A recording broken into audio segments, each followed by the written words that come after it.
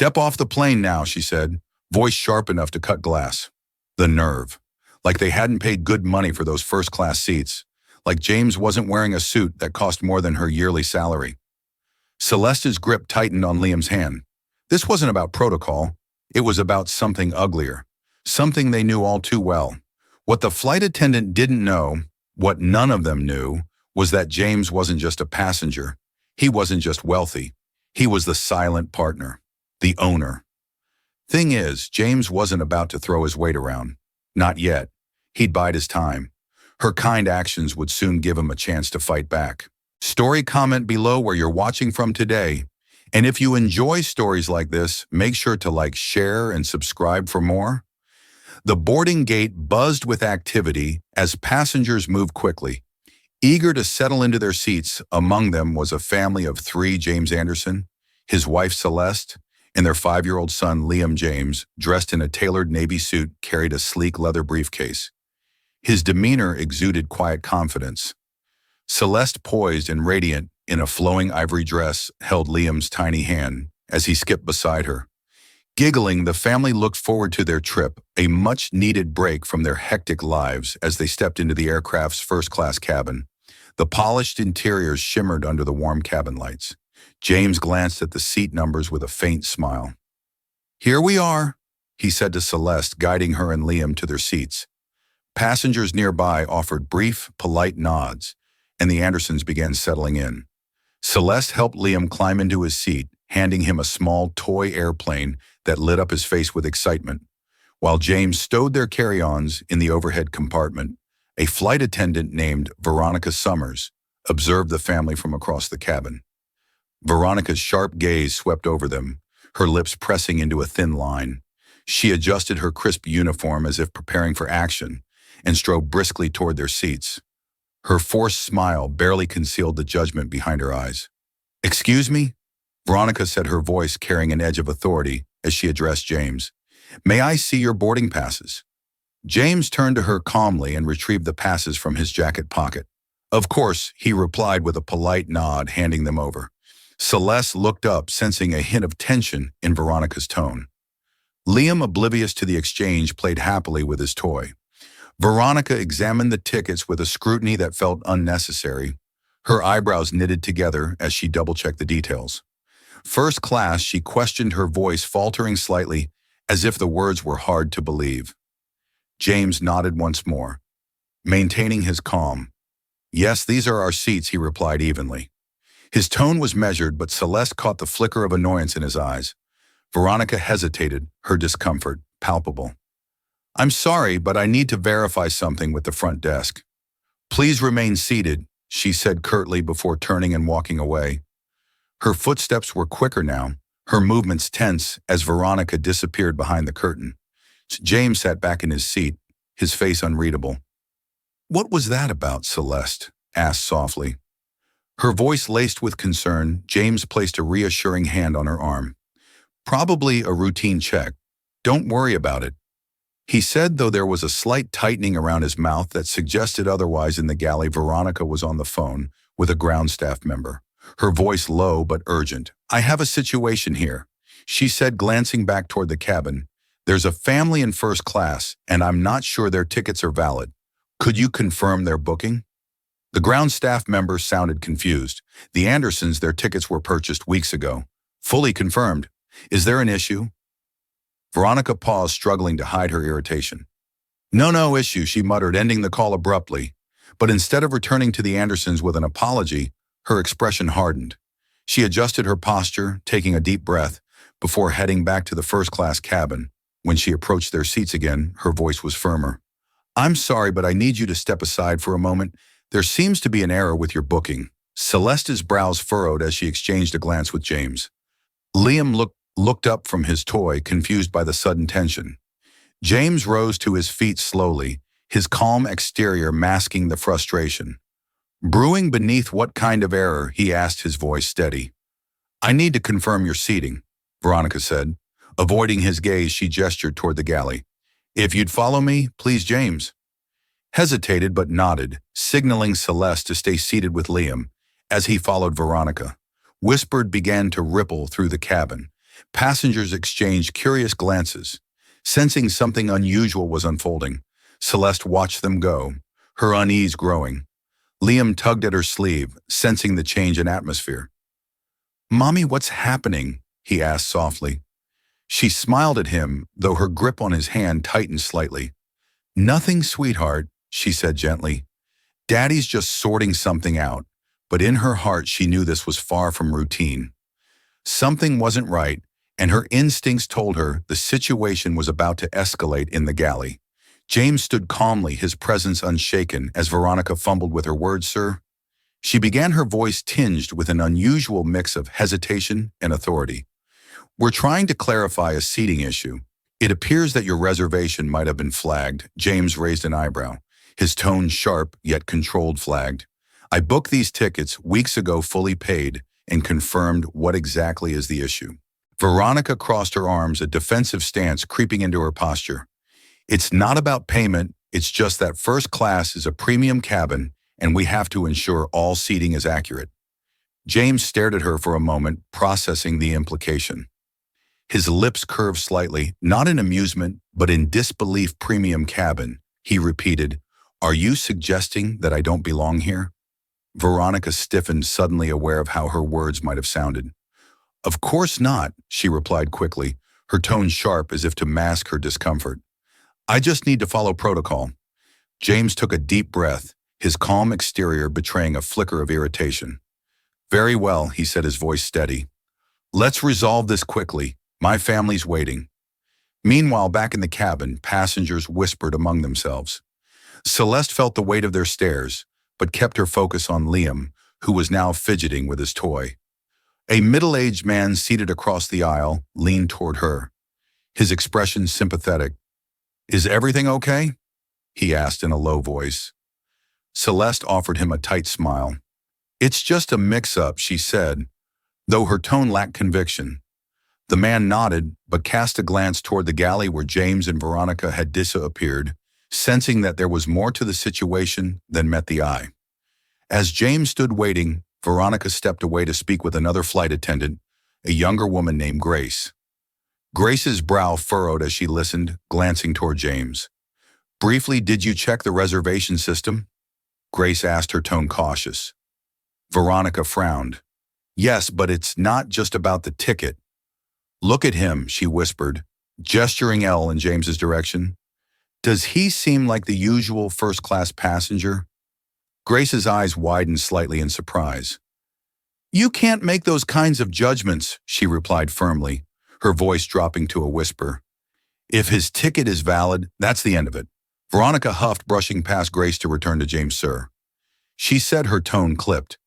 "I'm afraid I'll have to ask you and your family to move to the main cabin until this is sorted out."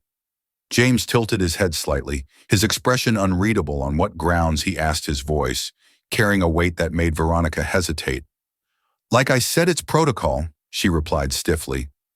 Avoiding his gaze, James's patience wore thin. His voice lowered, carrying a firmness that made Veronica flinch. "If you're suggesting we leave first class, I expect a clear and valid reason, because at this moment, it seems like you're acting on something other than protocol." Veronica opened her mouth to respond, but was interrupted by a sudden chime over the intercom.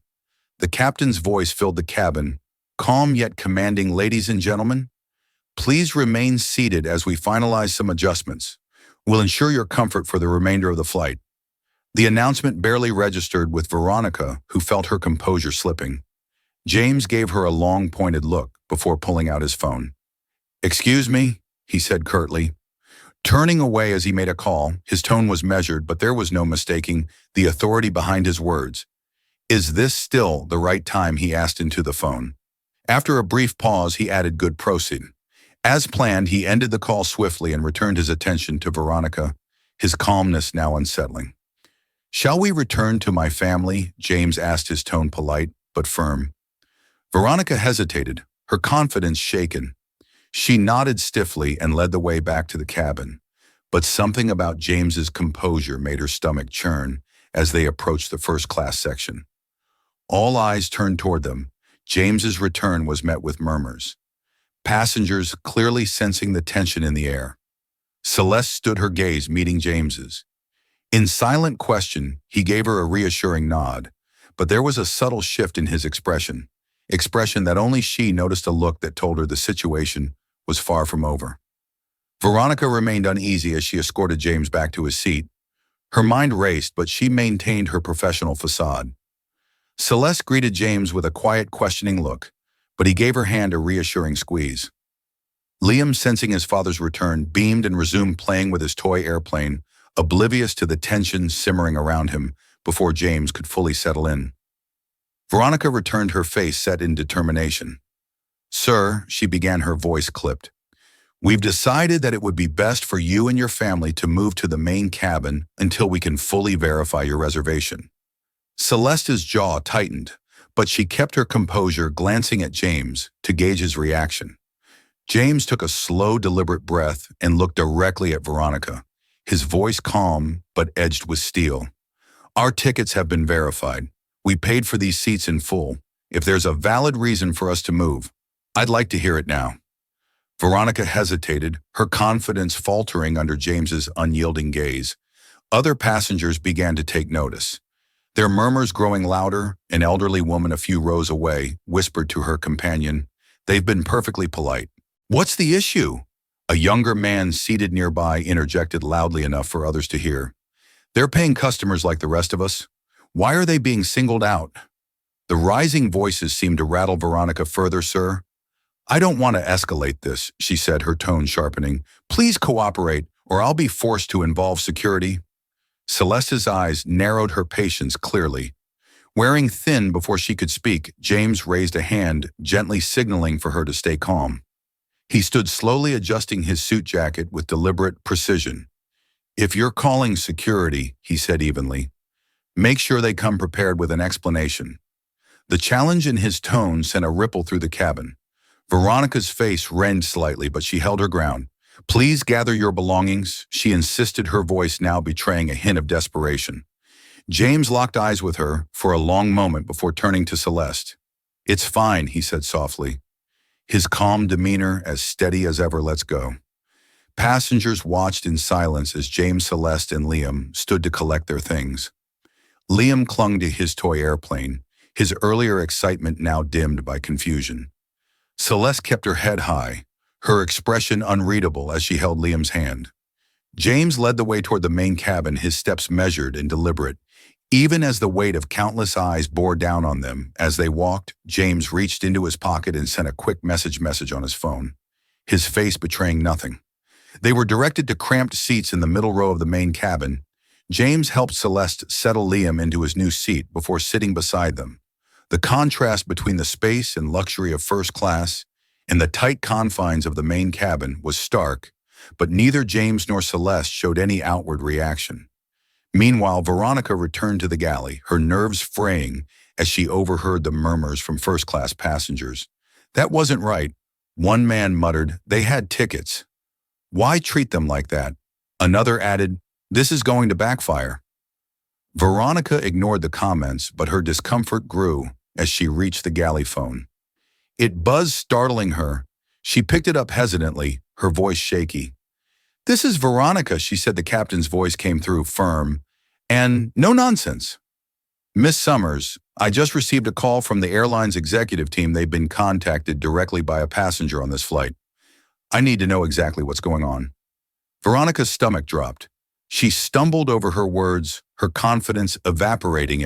It was just a routine issue," she stammered. "I thought there might have been a mistake with their tickets." There was a long pause on the other end, and when the captain spoke again, his tone carried a warning. "You need to handle this carefully. We cannot afford a situation like this. I suggest you tread lightly until further notice." Veronica hung up the phone, her palms sweaty. She glanced toward the main cabin where James sat with his family, his expression calm but with a quiet intensity that made her stomach churn. For the first time, she felt the weight of her decisions bearing down on her, and the growing sense that she had underestimated who she was dealing with. James sat in the main cabin, his posture straight and composed, as if the downgrade to a cramped seat hadn't fazed him. Celeste sat beside him, her hand resting lightly on Liam's shoulder, as he played with his toy airplane. Though outwardly calm, her sharp glances toward the first-class cabin betrayed her simmering frustration. James, however, seemed unbothered. He pulled out his phone, typed a brief message, and then leaned back, observing the situation with a quiet air of control. Back in the first-class cabin, the passengers murmured had grown louder. A tall man in a tailored suit leaned toward Veronica. As she walked past, that family had valid tickets. He said, his tone critical. What exactly was the problem? Veronica tried to keep her voice firm, though her nerves were clearly, "Frid, it's just a procedural matter. Everything's under control." The man frowned but didn't press further, though his disapproval was evident. Veronica hurried back to the galley, where her colleague Grace was organizing refreshments. Grace shot her a disapproving glance. As she handed over a tray of drinks, "You need to fix this." Grace said in a low voice, "That man isn't just any passenger. He's been calm, but I can tell he's not letting this slide." Veronica bristled. "I was just following protocol. It's not my fault if people can't handle being questioned." Grace set the tray down with more force than necessary. Her patience, clearly wearing thin protocol, doesn't mean you single people out based on assumptions, and now you've turned the entire cabin against you. Veronica opened her mouth to retort, but stopped when the galley phone buzzed again. Her stomach twisted as she picked it up this time. The voice on the other end wasn't the captain's. It was the airline's executive office. Miss Summers, a calm but firm voice, said, "We've received a direct complaint from a passenger on your flight. It's regarding the handling of a seating issue in first class." Veronica's breath caught. "I was just following the voice." Cut her off sharply. "Save your explanations. You've removed a family with fully confirmed first-class tickets. The passenger in question is James Anderson. I suggest you look up his name in the system." Immediately, Veronica's hand trembled as she ended the call. She turned to the nearby service computer, her fingers fumbling over the keyboard when James Anderson's profile appeared on the screen. Her heart sank beside his. Name was a special designation executive level. Primary shareholder. Veronica's mouth went dry. This wasn't just any passenger. James Anderson wasn't simply wealthy. He was one of the airline's owners back in the main cabin.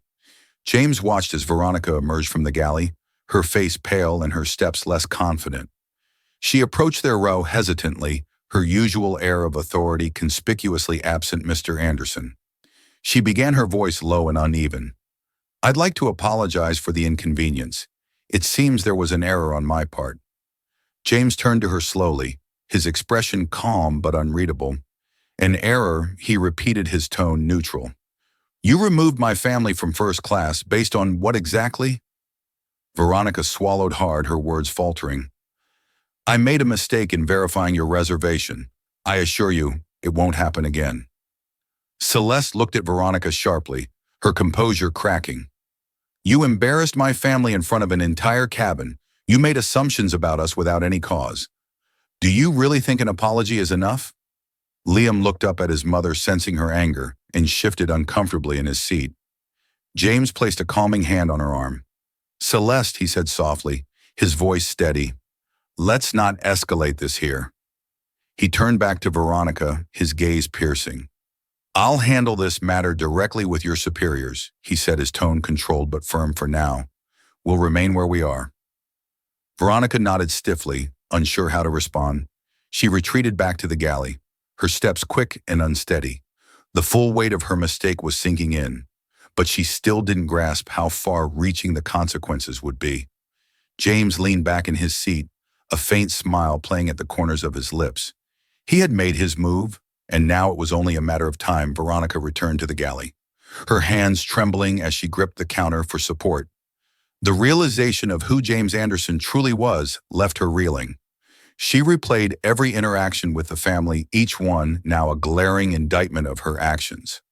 She glanced nervously at Grace, who was watching her with a mix of disappointment and pity.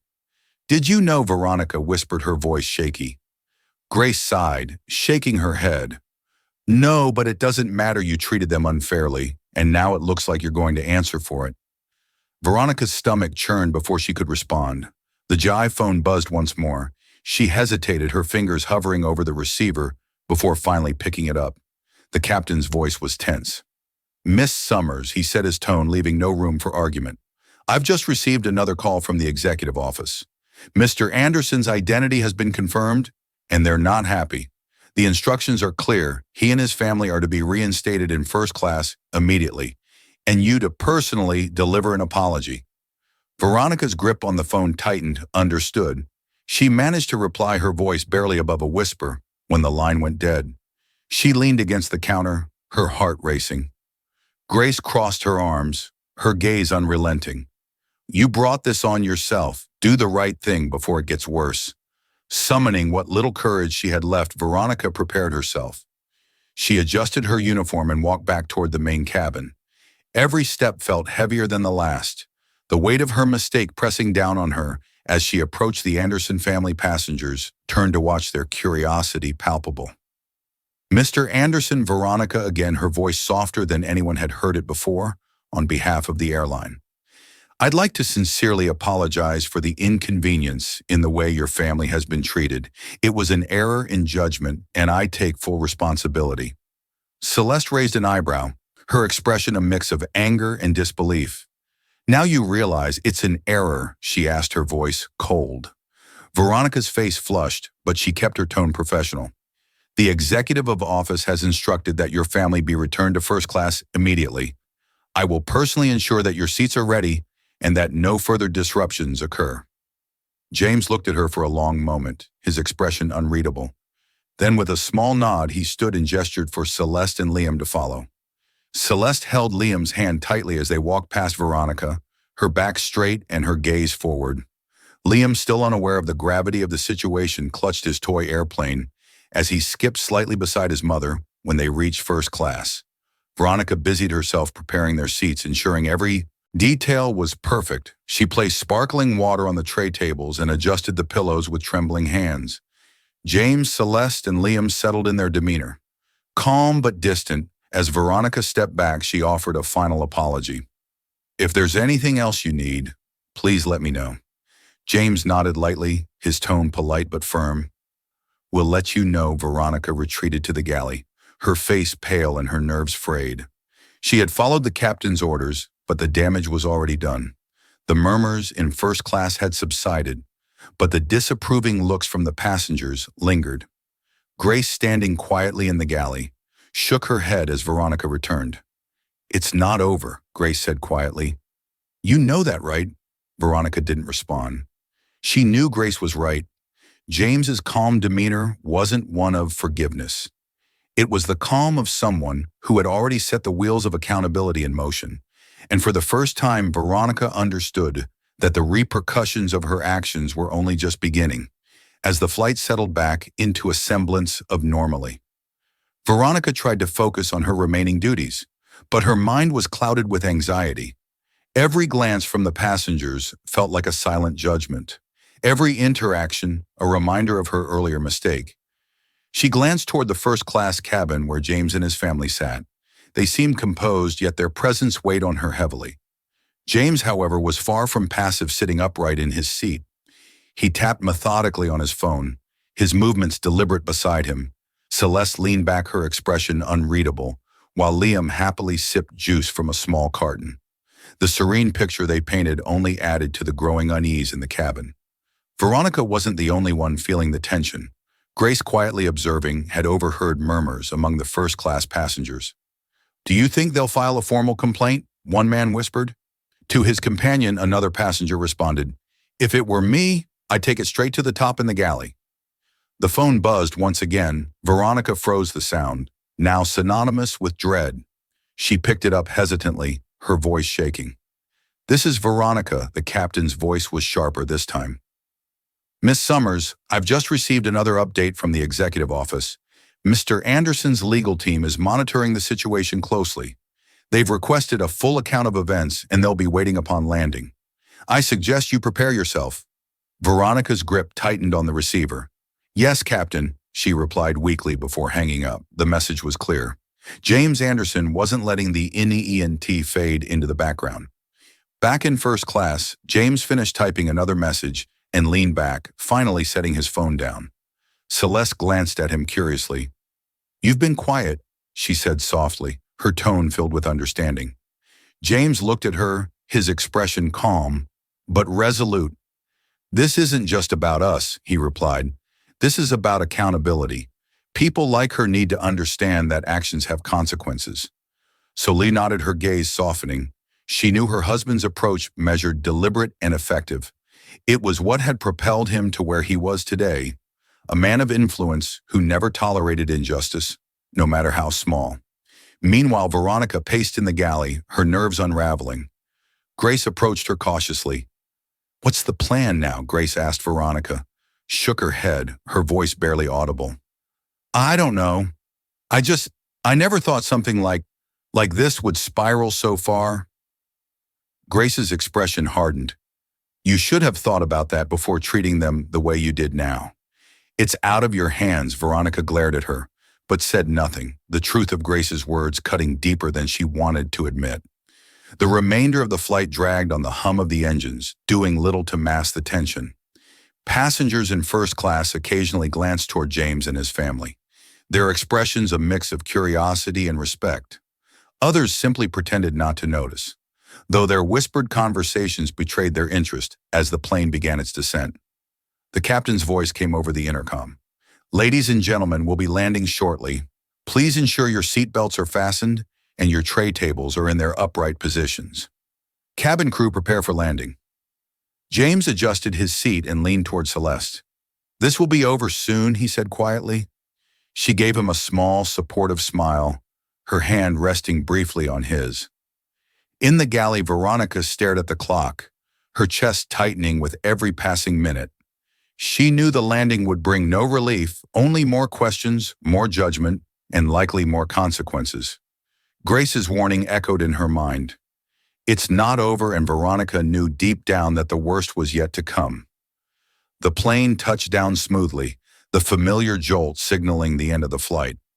For most passengers, it was the start of a routine disembarkation. For Veronica, it felt like the beginning of her reckoning.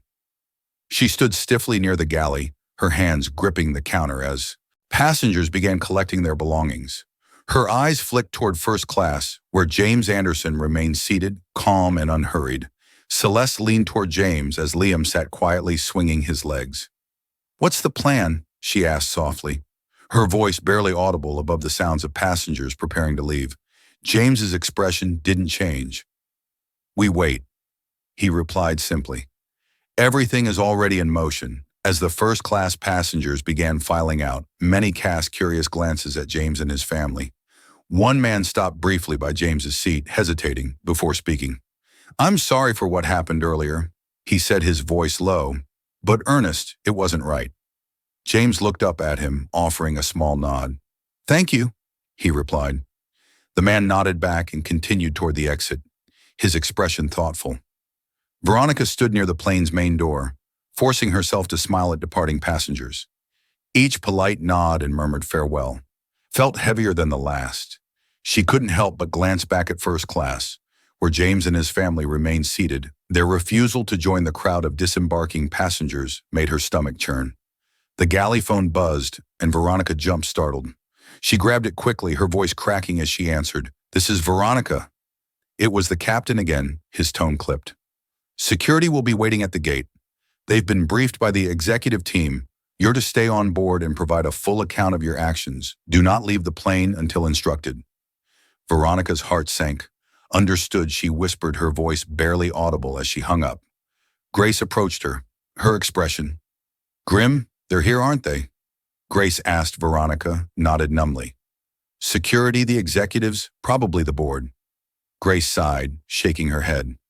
"I told you this wasn't over." As the last few passengers left the plane, the cabin grew eerily quiet. Veronica turned to see James rise from his seat, smoothing his jacket as he helped Celeste gather their belongings. Liam clutched his toy airplane tightly, looking up at his parents with a curious expression. Veronica stepped forward hesitantly, her voice shaking.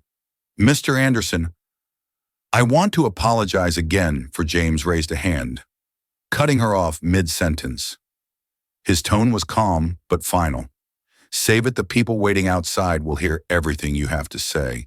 Celeste shot Veronica. A cold glance as she took Liam's hand and stepped into the aisle. James followed behind them, his presence commanding without effort as the family approached the plane's exit. Two uniformed security officers stepped aboard. They exchanged brief nods with James before their eyes landed on Veronica Miss Summers. One officer asked, his tone firm. Veronica's throat tightened. Yes, she managed her voice barely above a whisper. We'll need you to remain on the plane for questioning. The officer said, please follow us to the galley. James paused briefly at the door, turning back to look at Veronica. His expression remained calm, but there was a sharpness in his eyes that sent a chill through her. Without another word, he stepped off the plane, his family following closely behind as they disappeared into the terminal. Veronica felt the full weight of her actions pressing down on her. The officers gestured for her to move toward the galley, and she obeyed, her legs trembling. The realization hit her with brutal clarity. Her future was no longer in her hands as the Anderson family stepped into the terminal. The atmosphere shifted around them. The usual bustle of passengers was interrupted by the sight of two executives in tailored suits waiting nearby. They stood stiffly, their professional demeanor masking their nervous energy. One of them, a tall man with silver-rimmed glasses, stepped forward to greet James. Mr. Anderson, the man began, his tone apologetic but formal. I'm Richard Hale, Vice President of Operations on behalf of the airline. I want to extend our deepest apologies for the unacceptable treatment you and your family experienced today. We are taking this matter very seriously. James nodded slightly, his expression unreadable. Celeste stood beside him, holding Liam's hand, her posture as composed as ever. I trust you are.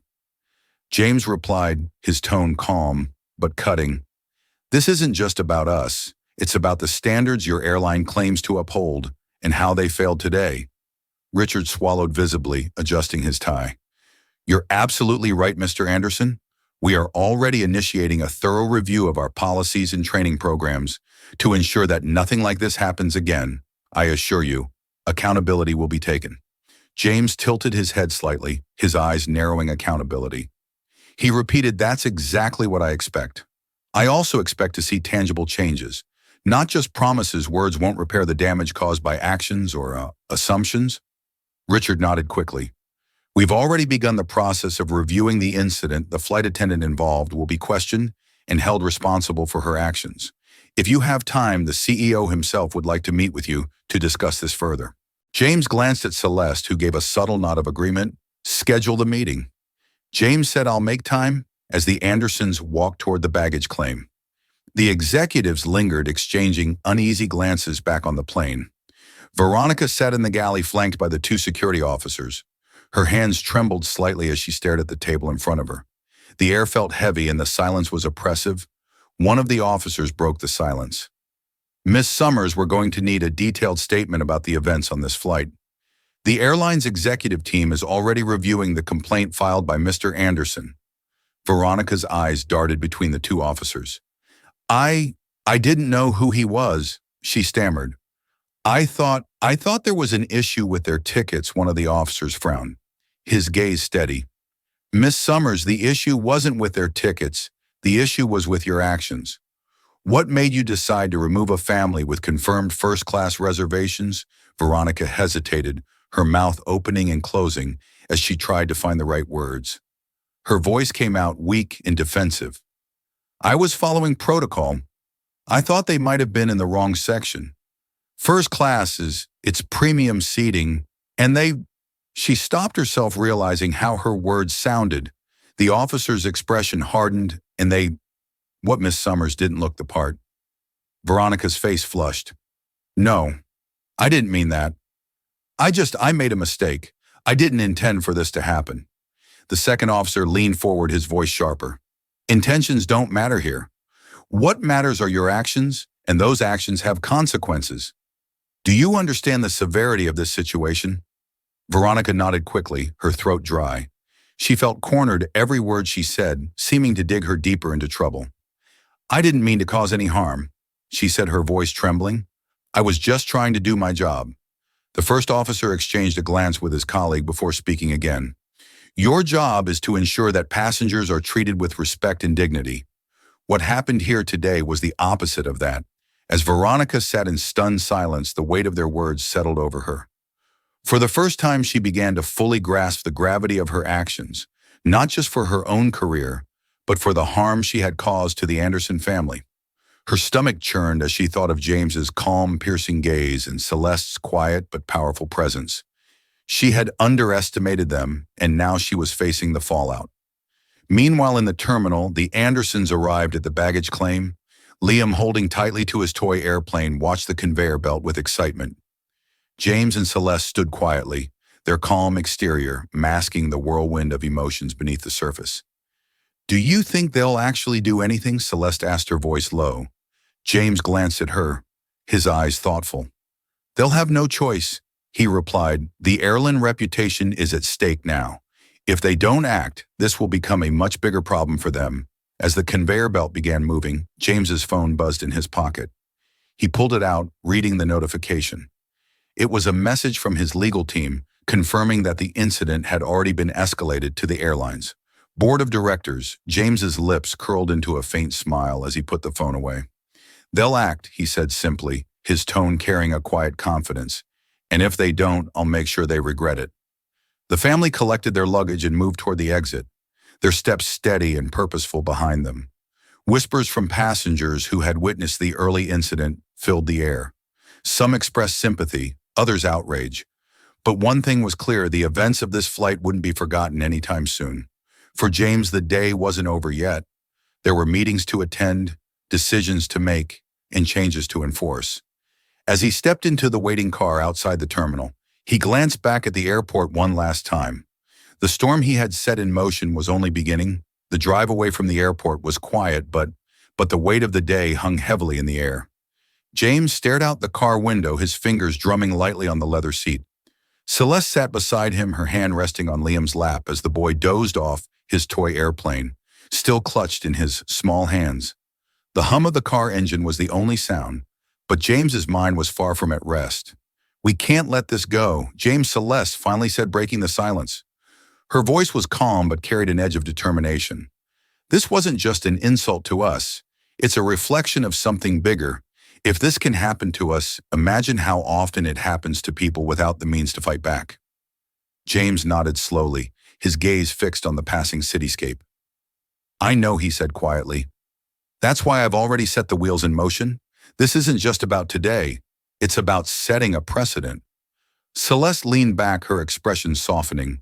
She trusted James's methodical nature, his ability to turn personal affronts into broader change, but part of her still simmered with anger at the humiliation they'd endured.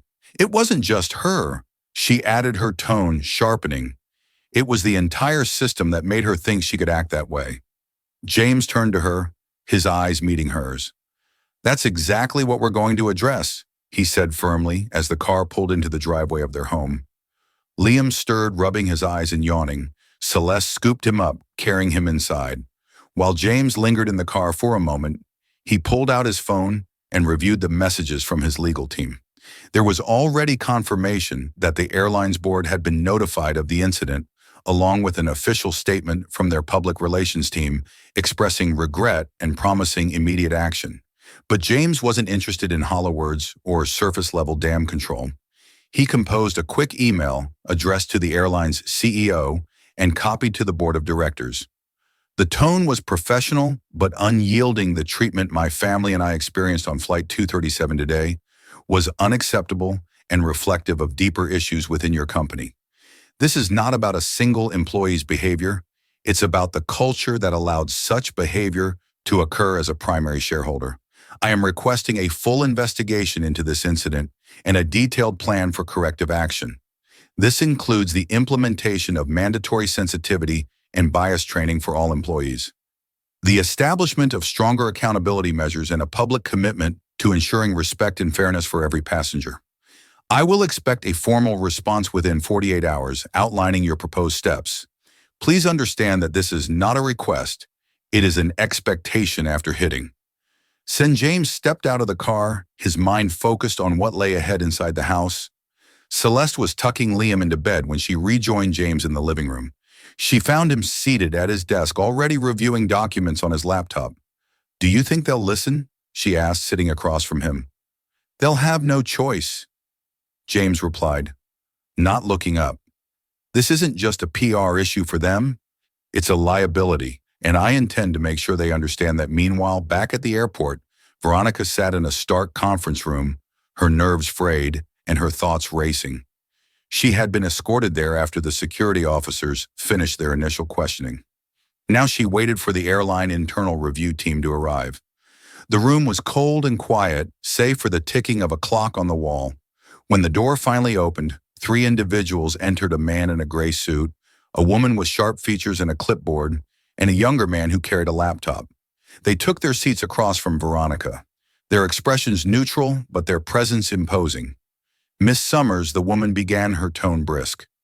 We've been tasked with conducting a preliminary review of the incident that occurred on Flight 237. This is not a formal hearing, but we will be documenting your account in detail. Do you understand? Veronica nodded stiffly. Her voice caught in her throat. Yes, the man in the gray suit adjusted his glasses and leaned forward. Let's begin with a basic question. What made you decide to remove Mr. Anderson and his family from their first-class seats? Veronica hesitated, her mind scrambling for the right words. I thought there was a mistake, she said weakly. I thought their tickets might not have been valid. The younger man typed something into his laptop, the sound of the keys echoing in the silent room. The woman with the clipboard raised an eyebrow. You thought, she repeated, based on what exactly? Veronica's face flushed.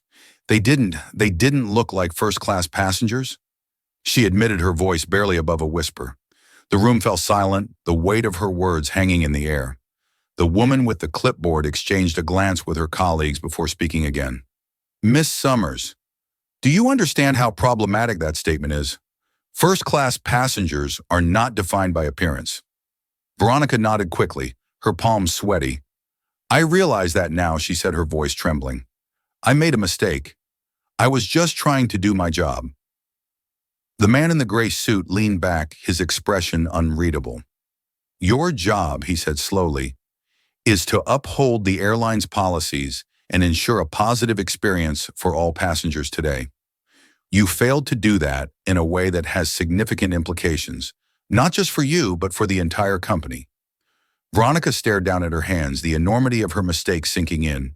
She had thought she was exercising authority, but instead she had exposed the cracks in her judgment, and now she was facing the consequences.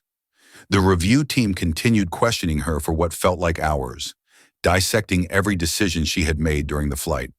By the time the session ended, Veronica felt hollow, as if the life had been drained from her. She knew her future with the airline was hanging by a thread, and she wasn't sure how much longer it would hold. As she was escorted out of the room, she caught a glimpse of a large screen displaying news headlines. One caught her eye, making her stomach drop. Primary airline shareholder demands reform after discriminatory incident. On board, Veronica's heart sank further. It was clear this was only the beginning of the fallout. The news of the incident spread like wildfire by the time the Anderson family arrived home. Headlines were already flooding social media and news outlets. Titles ranged from airline in hot water after mistreatment of shareholders' family to discrimination on board, the family forced to move despite first-class tickets. Each article painted a damning picture of the airline's policies or lack thereof. James sat in his home office scrolling through the coverage. The response was overwhelming. Public sentiment leaned heavily in his favor, with users on social media expressing outrage and sharing their own stories of bias and unfair treatment. Many tagged the airline, directly demanding answers and accountability. James's phone buzzed nonstop with calls and messages, but he ignored most of them, focusing instead on preparing for his meeting with the airline's CEO the following day in the living room. Celeste watched a news segment that featured a panel discussion about the incident. This isn't just about a family being moved from their seats. One commentator argued, this is about the systemic biases that persist in customer-facing industries. The fact that this family had to endure such humiliation despite having valid tickets highlights a deeper issue. Celeste muted the television, her expression thoughtful. She turned to Liam, who was happily building a tower. With his blocks blissfully unaware of the storm swirling around them, she envied his innocence, but felt even more determined to protect it. The ordeal had shaken her, but it had also reminded her why they couldn't let this go. Meanwhile, at the airline's headquarters, the executive team was in crisis mode. The CEO, Robert Lang, stood at the head of a conference room table. His expression grim around him. Senior executives pored over reports, media coverage, and social media analytics. The situation was spiraling out of control, and every passing hour brought more bad press. "This is a disaster," one executive muttered, flipping through a stack of papers. "We've had PR issues before, but this is different. This involves one of our primary shareholders. If we don't handle this carefully, we could lose him, and worse, our reputation." Robert held up a hand, silencing the room. "What's the status on the internal review?" he asked. His tone clipped. A senior HR manager cleared her throat. "We've completed the preliminary questioning with the flight attendant involved. Her actions were clearly based on bias, though she claims it wasn't intentional. She's been suspended pending further investigation." Robert frowned, his jaw tightening. "Suspended? That's not enough. We're dealing with a shareholder who has direct access to our board. We need to show decisive action." Another executive chimed in cautiously. "We preparing an official apology and outlining new training initiatives. We've already reached out to Mr. Anderson's team to schedule a meeting." Robert nodded, but his expression remained tense. "Good, but it won't be enough to plate him. He's not just angry. He's a man who understands leverage. He's going to push for systemic change, and we have to be ready to deliver." The room fell silent, the weight of his words sinking in. They all understood the stakes. This wasn't just about resolving one incident. It was about addressing a culture that had allowed such an incident to occur in the first place. Back at her apartment, Veronica sat on her couch, staring blankly at the termination notice on her laptop screen. The message from HR had been brief and cold. "Your actions during Flight 237 were deemed a violation of our company's core values and customer service policies. Your employment with the airline has been terminated, effective immediately." Her hands trembled as she reread the email, the words blurring together in the span of a single day.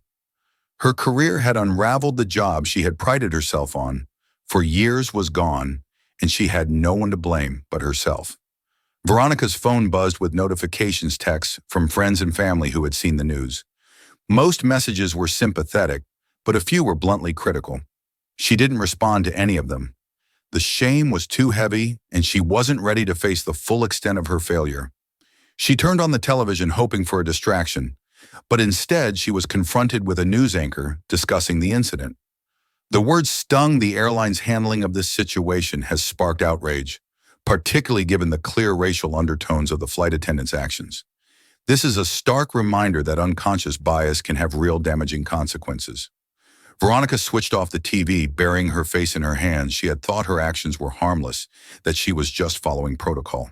But now the truth was glaringly obvious. Her biases had blinded her, and her snap judgment had caused harm not only to the Andersons, but to the reputation of the company she once loved. For the first time, Veronica felt the full weight of what she had done, not just the loss of her job, but the damage she had caused to others. She picked up her laptop, hesitating for a moment before typing an email.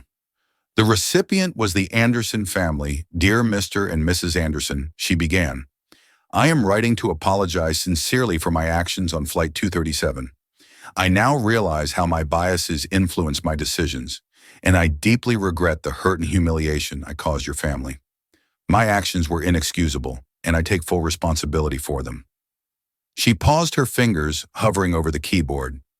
She didn't expect forgiveness, but she wanted to express her regret. After finishing the email, she hit send and sat back staring at the screen. It was a small step, but it was all she could do as night fell. James sat in his study reviewing a draft of the airline proposed plan for reform. It was thorough, outlining mandatory training programs, new accountability measures, and a commitment to fostering a more inclusive culture. While it was a step in the right direction, James knew it would take more than words to enact real change. Celeste entered the room holding a cup of tea. "Is this what you wanted?" she asked, gesturing to the documents on his desk. James looked up, his expression thoughtful. "It's a start," he said, "but it's not enough, not yet." He set the papers aside and took the tea from her, his gaze softening. "This isn't just about punishing one person. It's about ensuring no one else has to go through what we did." Celeste nodded, placing a hand on his shoulder. "Then let's make sure they follow through." James smiled faintly, the determination in his eyes unwavering. The fight wasn't over, but neither was his resolve. The next morning, James arrived at the airline's headquarters for his scheduled meeting with Robert Langston, the CEO. The building was sleek and modern, towering above the bustling city streets. A professional-looking assistant greeted James in the lobby, her demeanor respectful but visibly nervous. "Mr. Anderson," she said with a slight bow of her head. "Mr. Langston is expecting you right this way." James followed her through the polished corridors, his footsteps measured, and deliberate employees they passed exchanged furtive glances, aware of who he was and why he was there. When they reached the executive conference room, the assistant opened the door and gestured for him to enter. Robert Langston stood to greet James, extending a hand. "Mr. Anderson, thank you for taking the time to meet with us. We deeply regret the circumstances that brought us here." James accepted the handshake, his expression calm but firm-leaden. "Get straight to it," he replied, taking a seat. "Regret is only meaningful if it's followed by action." Robert nodded, his face tightening. "I completely agree. Allow me to walk you through the steps we've already taken." He gestured to a large screen on the wall, which displayed a detailed presentation. "Our response includes several immediate measures," Robert began. "First, the flight attendant involved has been terminated. We've also launched mandatory sensitivity and bias training for all employees, starting with customer-facing roles. Additionally, we're implementing a stricter accountability framework to address and prevent incidents like this." In the future, James listened, without interrupting, his eyes scanning the slides on the screen. The proposed changes were comprehensive, but he wasn't ready to accept them at face value when Robert finished. James J.S. leaned forward, his hands clasped. "This is a step in the right direction," James said. "But let's not pretend that firing one person and announcing training programs will fix the underlying issues. This isn't just about one incident. It's about the culture of your organization that takes more than policy updates. It takes consistent, measurable change." Robert looked uneasy but nodded. "You're absolutely right. We're committed to ensuring this goes beyond serve-sur level adjustments." James tapped the table lightly, his tone steady. "I want monthly progress reports on the implementation of these changes. I want to see data, employee feedback incident, trends, and measurable improvements. And I want an independent review conducted by a third party, not your internal team." Robert hesitated for a moment, then nodded again. "We can arrange that." Anything else? James's gaze hardened slightly. "Yes, I also want a public apology. Not just to my family, but to every passenger who has experienced discrimination while flying with your airline. This isn't just about me. It's about setting an example." Robert's expression tightened, but he didn't argue. "Understood. We'll issue a formal statement today." James sat back, his demeanor calm but commanding. "Good, I'll be watching closely, Mr. Langston. Don't mistake my cooperation for complacency." The tension in the room was palpable as Robert nodded once more. "We won't disappoint you," he said quietly. As James left the headquarters, his phone buzzed with notifications. Social media was still abuzz with discussions about the incident, with hashtags like #airline accountability and #bias in flight trending globally. James scrolled through the posts, briefly noting the widespread support, but also the calls for deeper systemic change. This wasn't just about his family anymore. It had become a flashpoint for a larger conversation back at home. Celeste was seated at the kitchen table, her laptop open as she read an email from the airline's PR team. The message outlined their planned public statement, which included an apology and a commitment to addressing the issues raised by the incident. Celeste forwarded the email to James with a simple note. "What do you think?" James read it as he entered the house, setting his bag down. He replied with a single word. "Adequate." Celeste looked up as he entered the kitchen, a knowing smile on her face. "Adequate," she teased lightly. "That's high praise from you?" James chuckled, leaning against the counter. "It's a start," he said. "But there's still a long way to go." Celeste nodded, her expression thoughtful. "Do you think they'll follow through? Or is this just damage control?" James's eyes narrowed slightly. "If they don't follow through, I'll make sure they wish they had." At the airline, the ripple effects of the incident were already being felt. Employees gathered in break rooms and hallways, whispering about the changes that were coming. Some were relieved, welcoming the focus on bias and accountability. Others were skeptical, doubting that a company so large could change its culture so quickly.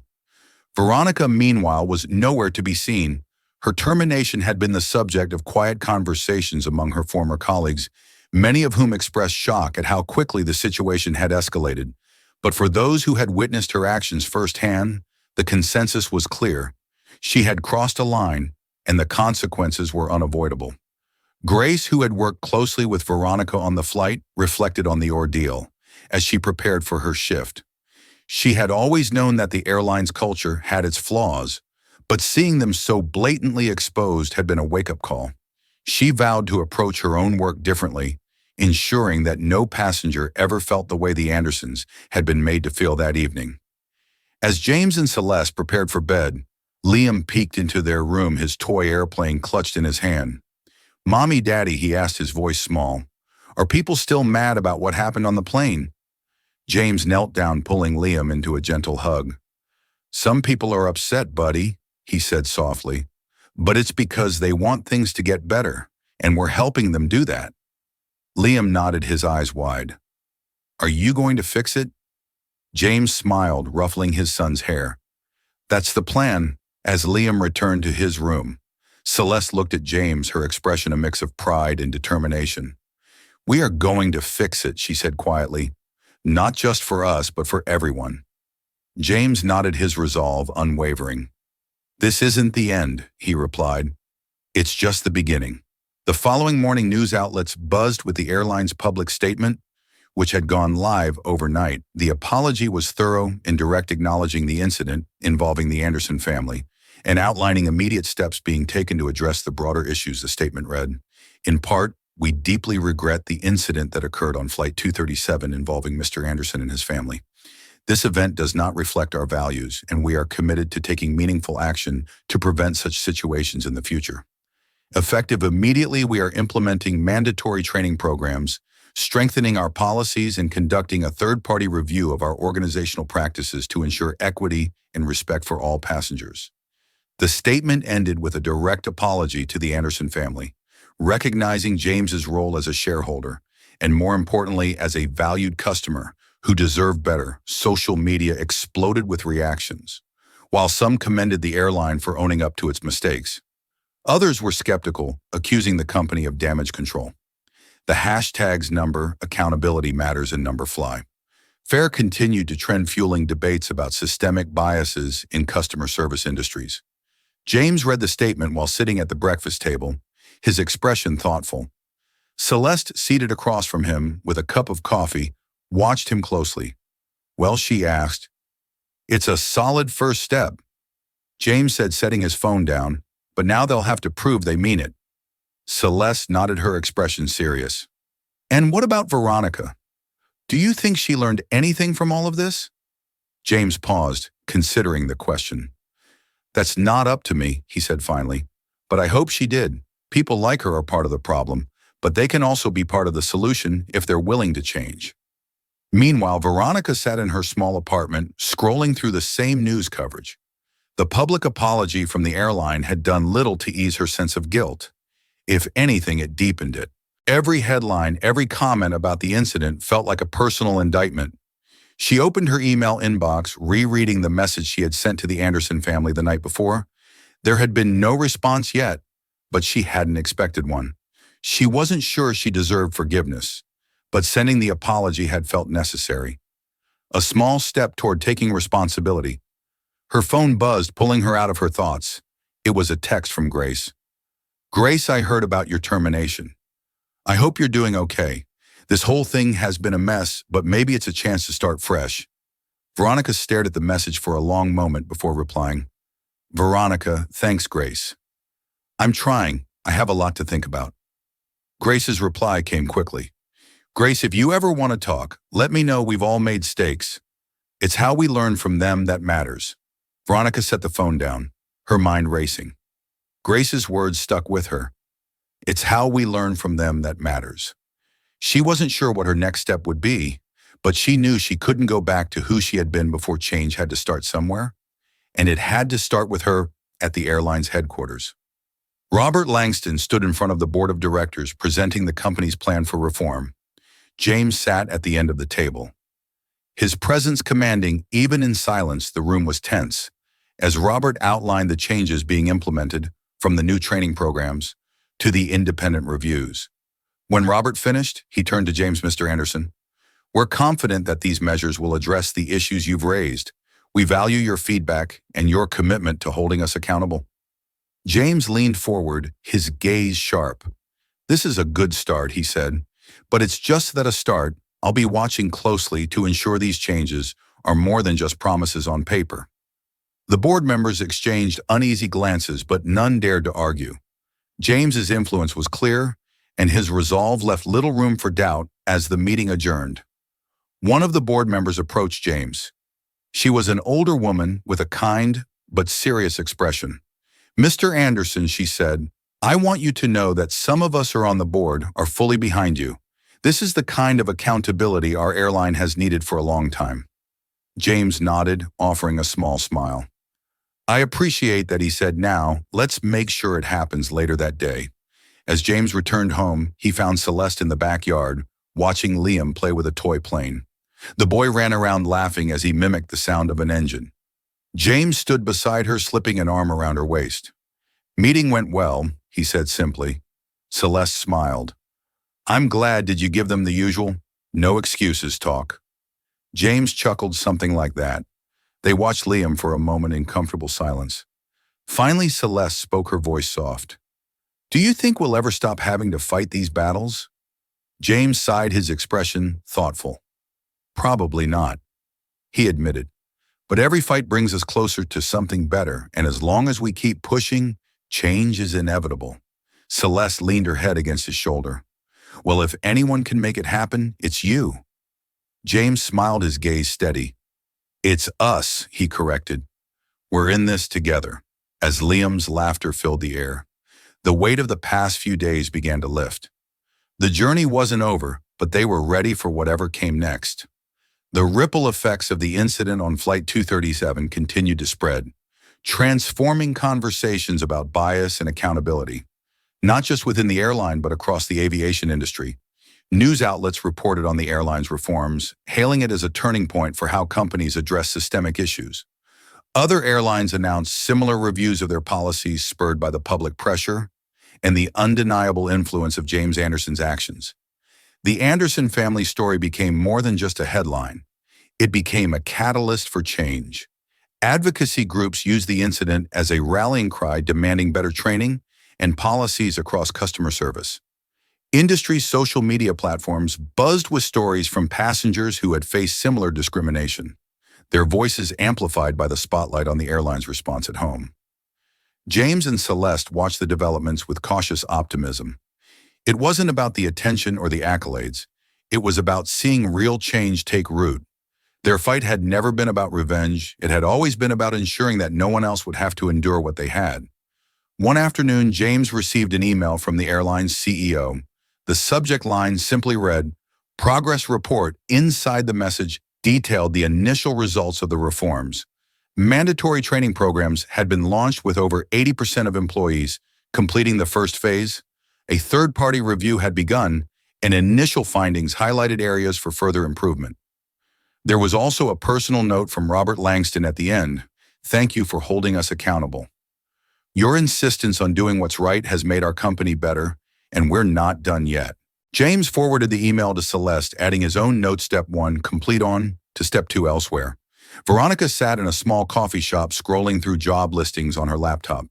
She had spent the week since her termination reflecting on what had happened. The regret was still raw, but she was determined not to let it define her. She had begun attending workshops on unconscious bias and diversity, hoping to better understand where she had gone wrong and how she could do better. As she sipped her coffee, her phone buzzed with an email notification. It was a reply from the Anderson family, one she hadn't expected. "Miss Summers." It began, "Thank you for your apology. While we cannot undo what happened, we appreciate your acknowledgement of the harm caused. Growth begins with accountability, and we hope you continue to pursue it." Veronica stared at the email, a lump forming in her throat. It wasn't forgiveness, but it was a step. She closed her laptop, her resolve strengthening. She couldn't change the past, but she could build a better future, one decision at a time. A month later, James found himself on another flight with his family. This time, the atmosphere was different. The staff greeted them warmly, but without hesitation, their professionalism unwavering as they settled into their seats in first class. Celeste looked at James with a small smile. "Do you think they know who you are?" she asked playfully. James chuckled, shaking his head. "It doesn't matter if they do. What matters is that they're treating everyone the way they should." As the plane taxied down the runway, Liam leaned over, holding up his toy airplane. "We flying again?" "Daddy," he exclaimed, his face lighting up with excitement. "Yes, we are," James said, smiling at his son. He glanced at Celeste, her calm, radiant presence grounding him as always. This was what it was all for, not power, not recognition, but the simple dignity of being treated fairly as the plane lifted into the sky. James leaned back in his seat, watching the clouds drift past the window. He knew the work wasn't finished. There would always be more to fight for, more to improve. But for now, he allowed himself a moment of peace, knowing that the journey they had started was already making a difference. And sometimes he thought that was enough. Thanks for watching. If you enjoyed this video, don't forget to hit the like button, share your thoughts in the comments, and subscribe to the channel for more stories like this. See you in the next one.